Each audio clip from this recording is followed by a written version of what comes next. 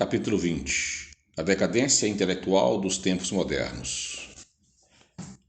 Pesam sobre os corações atribulados da terra amargas apreensões com respeito ao fatalismo da guerra. E, infelizmente, ninguém poderá calcular a extensão dos movimentos que se preparam, objetivando a luta do porvir. A Europa moderna não representa a vanguarda da cultura dos povos, e é fácil estabelecer-se um estudo analítico de sua situação de pura decadência intelectual depois da catástrofe de 1914-1918. Profunda pobreza intelectual. As ditaduras europeias revivem na atualidade a época napoleônica da pátria francesa, quando, segundo Chateaubriand, tudo respirava o Senhor, homenageava o Senhor, vivia para o Senhor. No Velho Mundo, em quase todos os países que o constituem, vive-se o governo e mais nada. O livro, a escola, o jornal, a oficina são núcleos de recepção do pensamento dos maiores ditadores que o mundo ha conhecido. A imprensa manietada pelas medidas dacronianas não pode criar o cooperativismo intelectual das classes e das administrações, obrigados a viver a fase de absoluta união com os programas de governo. Os grandes pensadores que sobreviveram à Grande Guerra não podem produzir expressões de pensamento livre que abranjam a solução dos enigmas destes tempos novos, trabalhando por leis vexatórias e humilhantes, e vemos pelo mundo inteiro a invasão das forças perversoras da consciência humana. Jornais integrados nas doutrinas mais absurdas, falsa educação pelo rádio que vem complicar sobremaneira a situação, e os livros de guerra, a literatura bélica, inflada de demagogia e de estandarte de símbolos de bandeiras, incentivando a separatividade. Qualquer estudioso desses assuntos poderá verificar a realidade de nossas afirmativas. Os homens, nessa fase de preparação armamentista, vivem uma época de profunda pobreza intelectual. O porvir há de falar aos pósteros dessas calamidades dolorosas. O mundo chegou a uma fase evolutiva em que é preciso encarar-se de frente à questão da fraternidade humana para resolvê-la com justiça.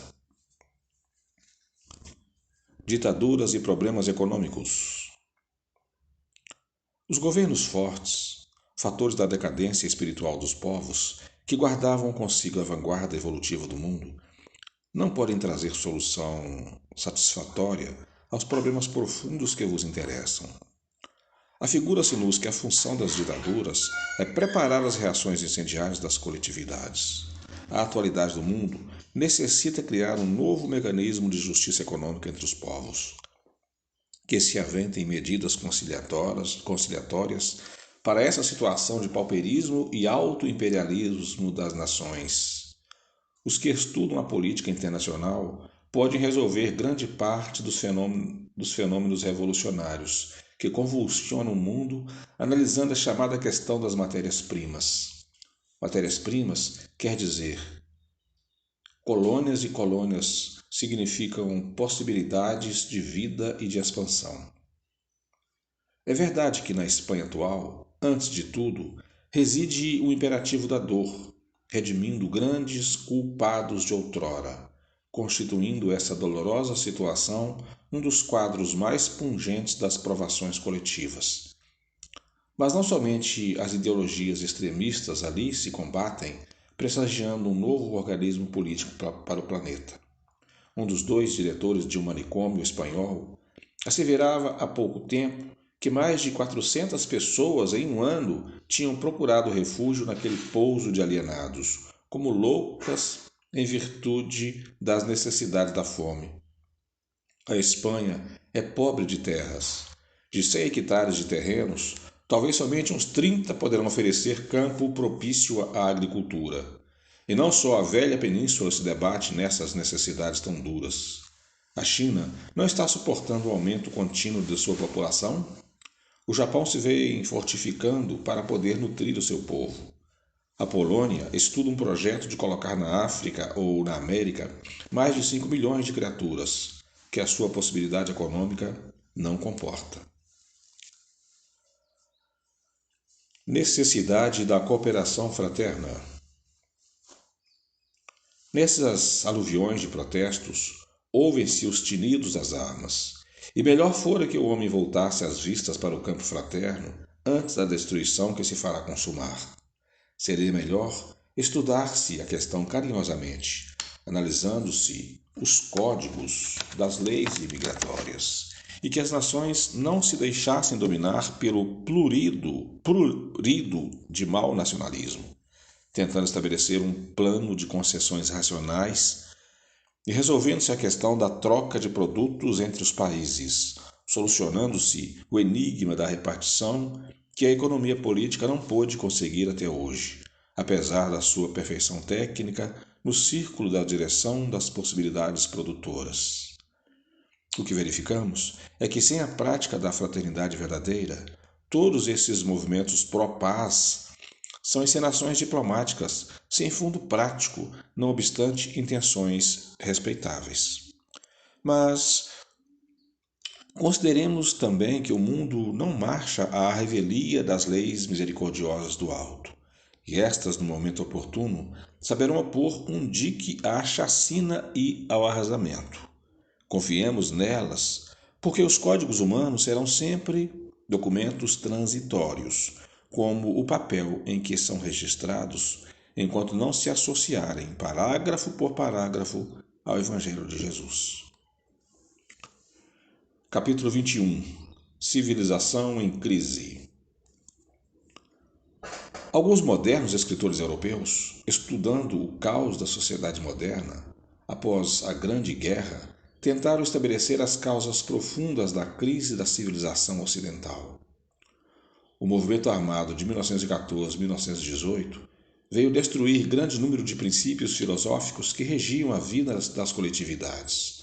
Nas suas ruínas fumegantes, caíram muitas ilusões sociais e políticas, e os povos, na sua existência de profundas inquietações, iniciaram em todo o período pós-bellum uma série de longas experiências.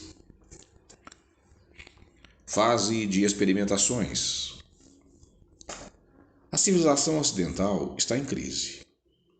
Os observadores e os sociólogos trazem para o amontoado de várias considerações o resultado dos seus estudos.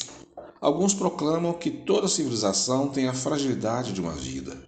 Outros aventam hipóteses mais ou menos aceitáveis e alguns apelam para a cristianização dos espíritos. Estes últimos estão acertados em seus pareceres. Todavia, não no sentido de um retorno à Idade Média, à preponderância da fraudaria, a disseminação dos princípios católicos romanos, mas no de se organizar de fato no mundo um espírito cristão sobre a base do Evangelho. As novas experiências da Europa em matéria de política administrativa não poderão conduzi-la senão aos movimentos armados inevitáveis. Dentro das vibrações antagônicas do fascismo e do bolchevismo, fórmulas transitórias de atividades políticas do velho mundo, todos os que falam em decadência do liberalismo estão errados. Os governos fortes da atualidade, tenham eles os rótulos de nacionalismo ou internacionalismo, hão de voltar-se do círculo de suas experiências para as conquistas liberais do espírito humano, caminhando com essas conquistas na sua estrada evolutiva, progredindo e avançando para o socialismo cristão do porvir. Na dependência da guerra. Terminada a última guerra, todos os povos ponderaram a necessidade de paz, dentro de uma política regeneradora. Esgotada e empobrecidas, as nações europeias idealizaram tratados, conferências e institutos que equilibrassem o continente, prevenindo-se contra as possibilidades de futuros arrasamentos. Alterou-se a carta geográfica do mundo europeu, repartindo-se colônias Criou-se uma literatura antibélica e iniciaram-se novas experiências políticas com a formação das repúblicas soviéticas. Mas a verdade é que cada país multiplicou seus organismos de guerra. Cada qual pensou na paz, trabalhando na sombra para as lutas do porvir. E quando, depois de anos a fio de conversações diplomáticas e de citações de determinados artigos dos supostos estatutos de tranquilidade coletiva, caíram os sonhos de um desarmamento geral e diminuíram em eficácia os processos da Sociedade de Genebra, o mundo viu aterrado aumentar os efetivos das forças armadas de todas as nações. Vê-se mais que nunca que toda a vida do Ocidente depende da guerra. Milhares de operários têm suas atividades postas ao serviço da manufatura das armas homicidas. Milhares de homens estão empregados no trabalho de militarização. Milhares de criaturas se movimentam e ganham o pão cotidiano nas indústrias guerreiras. Sentença de destruição. A civilização está em crise porque conheceu a sua sentença de destruição. A guerra, no seu mecanismo industrial, econômico e político, é imprescindível e inevitável. Comunismo e fascismo, nas suas oposições ideológicas, só poderão apressá-la. Ainda há pouco tempo, um jovem europeu exclamava para um colega americano: "Ai de nós, se nos prepararmos pelo estudo para a luta de nossas próprias edificações. Bem sabemos que o Estado exigirá amanhã nossas vidas. Temos de rir e beber para esquecer essas fatalidades irremediáveis." Essa observação caracteriza de fato as calamidades morais da sociedade moderna. A ausência de um apoio espiritual estabelece a vacilação moral das criaturas. O sentimento dos homens requer uma base religiosa e a transformação de quase todos os valores religiosos do velho mundo em forças de política transitória deu causa às fundas inquietações contemporâneas. As criaturas vivem a sua tragédia de pessimismo e descrença à sombra dos governos de experiências tão penosas às coletividades e encaminham-se com indiferença para a subversão e para a desordem. O futuro pertencerá ao Evangelho.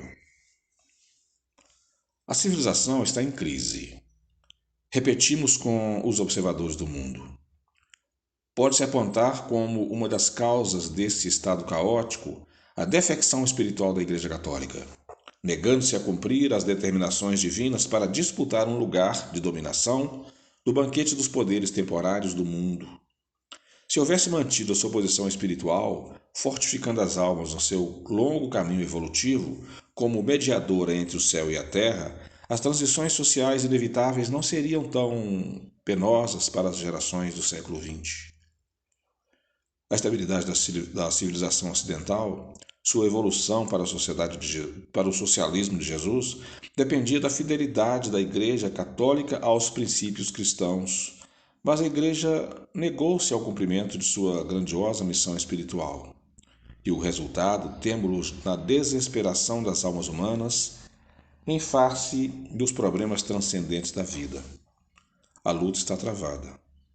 A civilização em crise, organizada para a guerra e vivendo para a guerra, há de cair inevitavelmente. Mas o futuro nascerá dos seus escombros para viver um novo ciclo da humanidade, sem os extremismos antirracionais, na época gloriosa da justiça econômica. Não duvidemos dentro da nossa certeza incontestável. O porvir humano pertence à vitória do Evangelho. Capítulo 22. Fluidos materiais e fluidos espirituais. Primeiro, serão os fluidos correntes de eletrônios?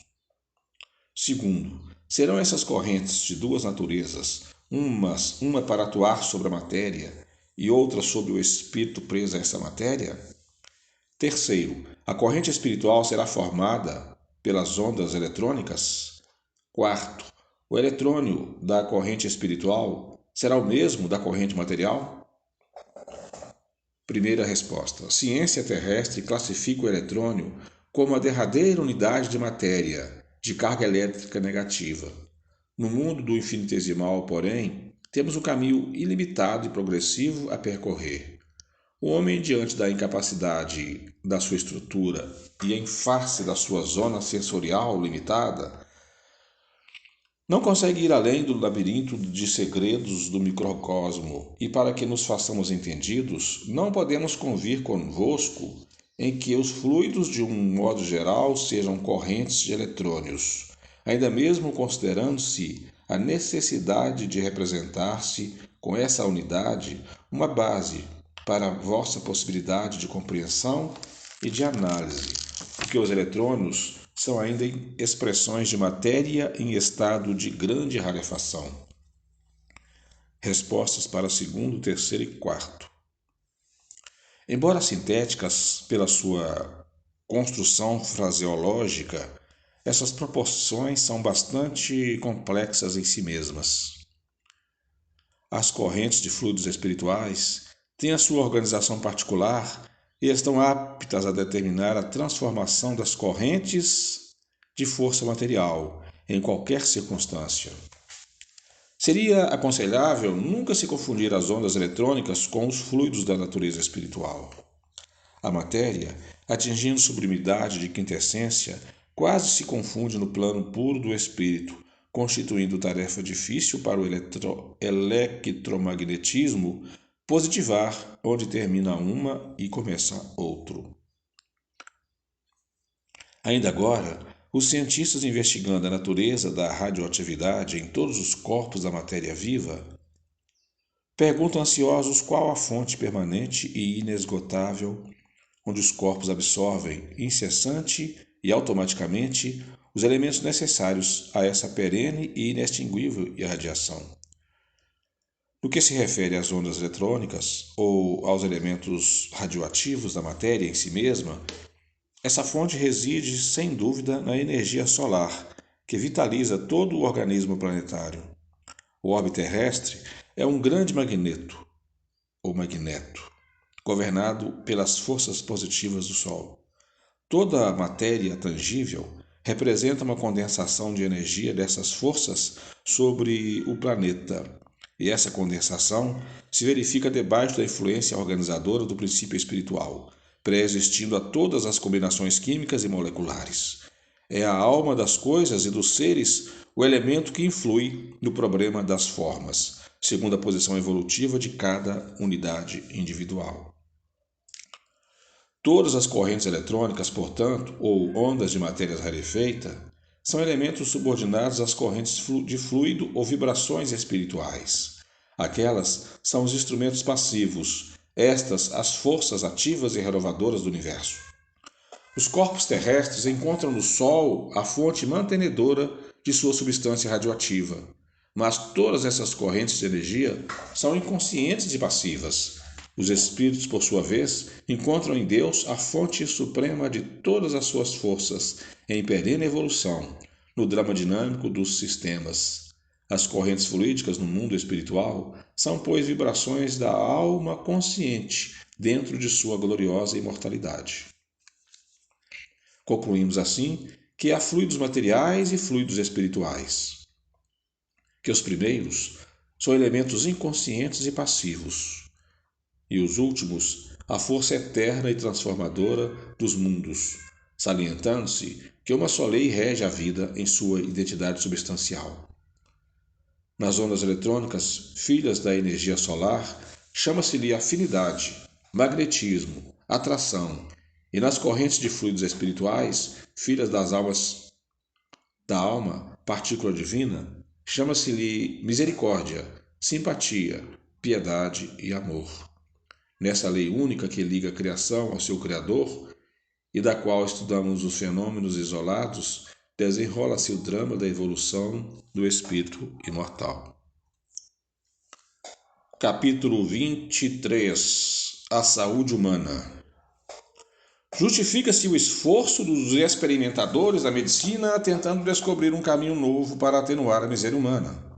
Todavia, sem abstrairmos das diretrizes espirituais que orientam os fenômenos patogênicos nas questões das provas individuais, temos necessidade de reconhecer a imprescindibilidade da saúde moral, antes de atacarmos o enigma doloroso e transcendente das enfermidades físicas dos homens. A renovação dos métodos de cura. Em todos os séculos tem-se estudado o problema da saúde humana. Até a metade do século XVIII, admitia-se plenamente a medicina da Idade Média, que por sua vez representava quase integralmente o mesmo processo de cura dos egípcios da antiguidade. Todas as moléstias eram atribuídas à vacilação dos humores, baseando-se a maior parte dos métodos terapêuticos na sangria e nas substâncias purgativas. No século XIX, as grandes descobertas científicas eliminaram esses antigos conhecimentos.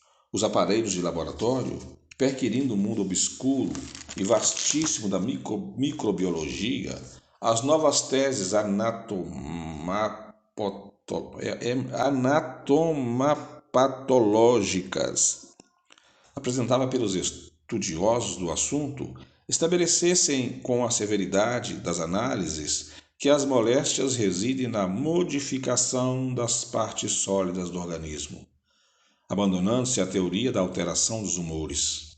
Os médicos esqueceram então o estudo dos líquidos viciados do corpo, concentrando atenções e pesquisas na lesão orgânica, criando novos métodos de cura.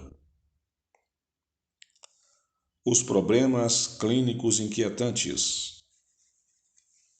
Não obstante a nobreza e a sublimidade da missão de quantos se entregam ao sagrado labor de aliviar as amarguras alheias aí no mundo, reconhecemos que muitos estudiosos perdem um tempo precioso mergulhados na discussão de mesquinhas rivalidades profissionais quando não se acham atolados no pântano dos interesses exclusivistas e particulares, desconhecendo a grandiosidade espiritual de seu sacerdócio.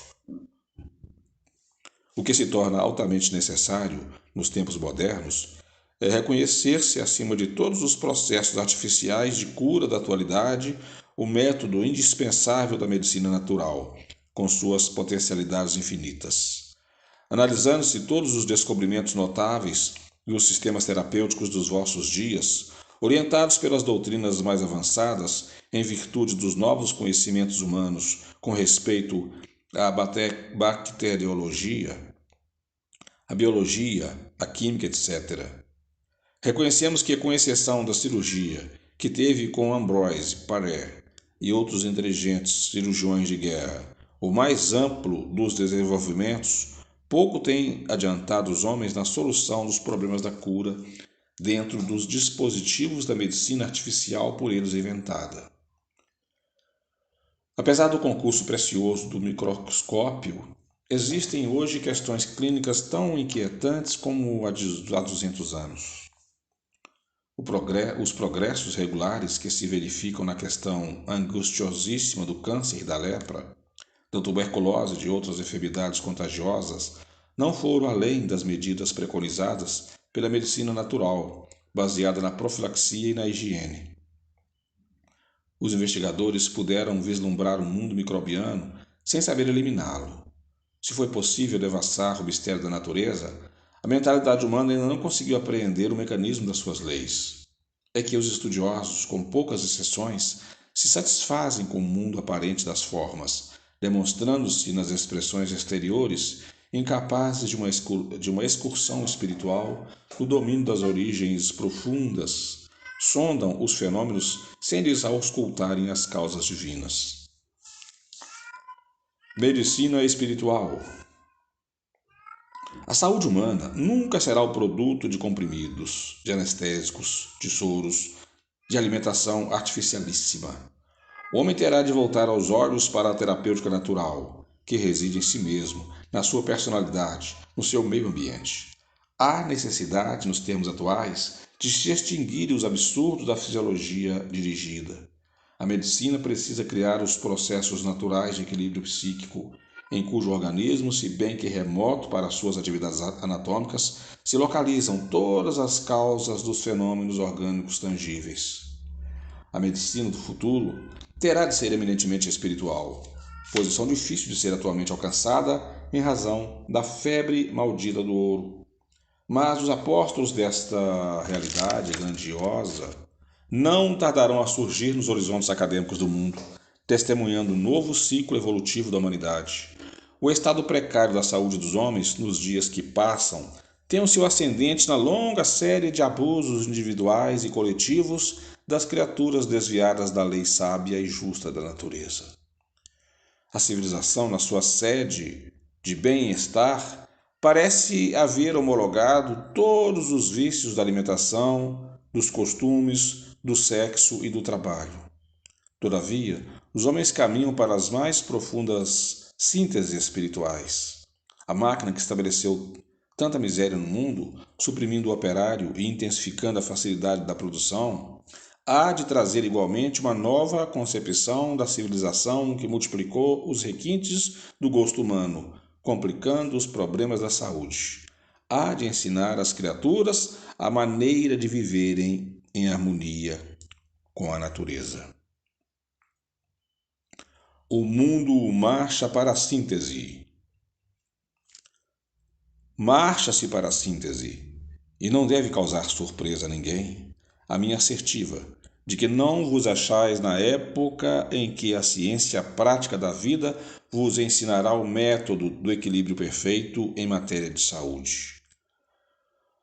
Os corpos humanos serão alimentados segundo as suas necessidades especiais, sem dispêndio excessivo de energias orgânicas. As proteínas, os hidratos de carbono e as gorduras que constituem as matérias-primas para a produção de calorias necessárias à conservação do vosso corpo e que representam o celeiro das economias físicas do vosso organismo, não serão tomados de maneira a prejudicar-se o metabolismo, estabelecendo-se dessa forma uma harmonia perfeita no complexo celular de vossa personalidade tangível. Harmonia essa que perdurará até o fenômeno da desencarnação.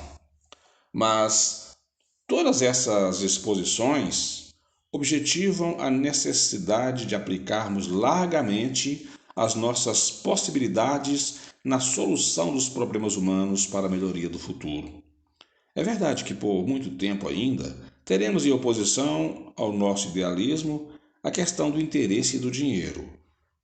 Porém, trabalhemos confiantes na misericórdia divina. Emprestemos o nosso concurso a todas as iniciativas que nobilitem o penoso esforço das coletividades humanas. E não olvidemos que todo bem praticado reverterá em benefício da nossa própria individualidade. Trabalhemos sempre com o pensamento voltado para Jesus, reconhecendo que a preguiça, a suscetibilidade e a impaciência nunca foram atributos das almas desassombradas e valorosas.